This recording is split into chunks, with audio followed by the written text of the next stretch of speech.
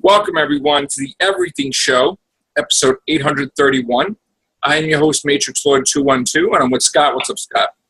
To all you haters, I got myself a personal pan pizza, so bite me. That's right. Happy freaking Halloween to all you Ghostbuster fans out there and hater of Ghostbuster fans. Obviously, the topic tonight is the abnormal amount of comments, which is not always a bad thing. Yeah. But anytime I talk about Ghostbusters, people seem to lose their cool, okay? And they start stupid name-calling. They really show their intelligence. So I thought this is going to be a friggin' free-for-all battle royal. Let's get these mother in here while we're doing this live. All these people that are commenting and everything, you know what? Let me get this link here. Let me do something different for once. Let's get these people in here, right? Let's get these people in here and let them tell me to my face. Yeah. So, come on. Let's see if we have the cojones to do it face to face. So, first time ever. Let's go. Let's get people in here, man. Let's get people in here. I'm calling everybody out. Let's go. Want to talk about Ghostbusters? Let's talk about Ghostbusters, baby. Yeah. Troll Busters. That's what we're going to do. We're going to troll bust. I got to tell you, though, you know what? Not for nothing. It's the little movie that could. You know what I'm saying? Mm-hmm. It keeps making money, even though it's on Blu-ray and DVD. It's Halloween. Yeah. The amount of days it's out, Scott, is absolutely ridiculous. Over 100 days. Let's. And it was good. I mean, it actually was better than, I know better than what you thought. It was even better than what I was. Right. I went in there with low expectations, and I actually loved it. Because I was making the correct. They should have just aired that thing on a Lifetime since it had all women, and then went and saw it and thought, wow. It was good. The box office worldwide numbers are 229,109,698. Now, that's what's going to stay. No matter what, whether it goes up or not, it's still always going to be 229 million. There's no way it's going to go to 230, okay? Yeah. We're already at 108 days. 108 days. So it's going to finish off at 229 no matter what. And you see some of the comments, right? Yeah, I'm going to one of your channels now. Ghostbusters. There's only one Matrix Lord 212 channel, but yeah. Yeah, I'm trying to. That I know of. All right, now. Yeah. Unless somebody made a clone. Like that would never happen. Yeah, it's not like it happened already a million times. But anyway, so somebody called me Dickface 212. Whoa! I'm like, wow, that's crazy. Yeah, they called me Dickface 212 on Halloween. Sons of bitches, bastards. What happened? They just catch you from the hat on up, and shit, unbelievable. What else are they saying? What else are they saying? Let's see. Anything else crazy like? First of all, there's no crisis. I see somebody saying it's in crisis mode. First of all, it's 108 days released. It's basically done. There's no crisis mode. The biggest argument that I was saying was we just found out a couple of days ago that they had to pay Bill Murray and a few people off to be able to do the movie, without it being original Ghostbusters, right? But for some reason, they put it in the budget, which my argument was DC wanted to buy Disney wanted to buy Star Wars, right? Yeah. They spent $4.5 billion for Star Wars rights, right? Did they say, the budget for Force Awakens was $4.5 billion plus $200 million? No. They didn't put that as part of the budget. They didn't put that as part of it. It's a purchase. Okay, so they could make as many movies as they want in the future of Ghostbusters, okay? So if that's the case, I'm pretty sure wasn't like a million or nothing. It was like a lot of millions. Yeah, it was bukus. It was bukus. Like maybe 70. So it's like half or 75. It's like half the budget of the movie, right? So just imagine if that didn't count, which they shouldn't hold the girls responsible to make that back. No. Right? Just like if you're paying for advertisement, right? You're just advertising it. It comes out of your tax return, right? You're like, oh, the company spent this money for advertising. They can take a deduction or whatever, right? That you're not getting. The only thing you should make back is the budget that you put into it. Yeah. Right? We know that this splits the theaters, splits in half, and then the rest of the half gets the movie. But Sony's numbers are completely different than an insider's numbers because they're the real company. They don't want nobody to know how much it costs to buy the rights. So as far as they know, and we don't even know, it's probably profitable. Unless, be the devil's advocate for a second, unless word was going to come out, that's what, like they had to be afraid of that coming out. But maybe they don't want, maybe as part of the contract, Bill Murray didn't want to know that anybody know that he got $50 million, let's say, or something stupid like that, Yeah. Because then people might say rebel or something, But the thing is, it doesn't matter. The whole thing is that in July 18th, I think, unless they thought, well, if we buy the rights from Murray, it'll probably would make it silent, and they kept that silent. They were thinking, well, they would public might start thinking we didn't have that much trust in the movie, so let's do this that way and keep it. But then something happened, and they had to let it out. Well, they never did let it out. They never really let it out how much money they paid out. But my point is that our numbers would be different from their numbers. Only they would know the truth. And that's probably why the Sony executive in July says it's almost definitely happening that there's a sequel. Because they know better. They know that it's profitable. And people are so obsessed with hating the movie that they're saying their own line, that there's no way there's going to be a sequel, and they're believing their own line. Sony never said there's definitely not going to be a sequel. No, these people are just reading their own articles, and they're believing their own shit. And I think that's the problem. I mean, people are just so obsessed with wanting it to fail, and the reverse is happening. If you go on Twitter, and you type in Ghostbusters, you type in this, everybody was Ghostbusters for Halloween, kids, parents, fans of the original. The amount of fans out there for Ghostbusters is astronomical now. Never have I ever seen it back then like that. Fans are because they're so afraid. I was thinking about this when I was walking to work today. No, but I'm saying that a lot of good fans. There's more fans now than ever was. Yeah. I was thinking this on the way up. They must assume that by having this remake, it's going to destroy, or they're just going to discontinue the original. That's not going to happen. Look at Total Recall. Did they shelve the original? No, you can still rent it. You can still buy it somewhere. So they must, in their mind. But the thing is that Bill Murray did not want to do the friggin' movie. Bill Murray did not want to do the movie. He didn't. You can't do it. That's it.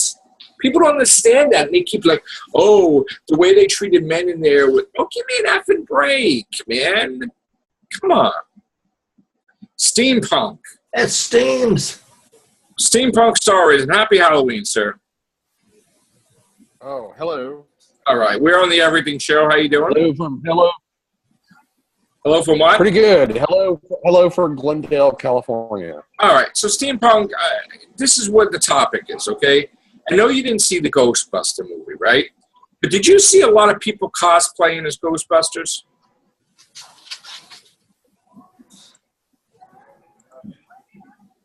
Steampunk.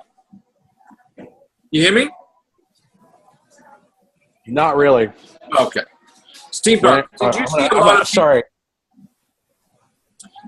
a lot of people cosplaying as Ghostbusters? Sorry, I cut my video feed because my internet seems to be really slow. Hold on, I'm much close to Windows. I did not. I didn't see anybody cosplaying as Ghostbusters. Okay, because I think this new movie. Yeah, go ahead. No, because I'm seeing a lot of things on Twitter that sent on Ghostbuster thing, on Paul's thing. There's a lot of fans out there for Ghostbusters. What I'm seeing. Well, I think the new movie, I'm going to be honest, based on my research, I think the new movie has split the fan base, those Yeah. that like the it's kind of like Battlestar Galactica. You had the revivalists versus the Starbuck is a man, Starbuck is a woman. Against the the revivalists versus the fans of the new Battlestar Galactica, and it's the same thing with Ghostbusters. But I really didn't see when I was at LA Comic Con, 60,000 plus people. So it always is every year. And so it's a huge convention. It's one of the largest comic book conventions. It's not as big as San Diego, but I amazingly, I didn't really think about it because I'm not a big fan of Ghostbusters anymore. But I didn't see anybody cosplaying as Ghostbusters. Lots of Harley Quinns though. Right. It's like it's going to be the new overused cosplay. Although I did take, if you look at my Instagram, I did take a picture of a very attractive Harley Quinn. She did a really good job with the tattoos and everything. Well, but there was like, go ahead. When I went to see Ghostbusters, I had low expectations because we did on the podcast, and I said it. I said, I love Melissa McCarthy and I love the girls, but I don't know. And when I went to see it, I loved it. I was completely, oh my God, it's great. You know what I'm saying? So my question is, what do you think your expectations are now that you didn't see it? And if you did see it, what do you think you would think of it? And then compared to the real thing of when you really do see it. Well, my first impression, to be honest, when I saw it, I thought it was going to be mediocre, just slightly good, but it really didn't interest me enough to go out of my way to watch it. I do like Kristen Wiig. She's really funny, and she's pretty hot. She's totally hot tappable. So, I mean, I might see it. I'm just not a big fan of Ghostbusters. I'm just not. I'm more into Star Trek, Star Wars, and classic Battlestar Galactica. I think there was a whole theme with classic Battlestar Galactica that I wish they would have revived the series. Well, they are reviving Battlestar Galactica in the movies. They're going to make a whole new thing. But it's going to is it going to be a direct sequel to 1978? No, it's going to be a reboot. Another reboot? Yes. Another reboot. Not good. That's not good. I mean, because the thing I liked about the original 1978 Battlestar Galactica, and actually because they used blue screens with models for ships, the special effects have held up through the test of time. In my opinion, they're not really that bad, especially the digitized version that they released on DVD that I saw. And if you read any of I can't remember what I read.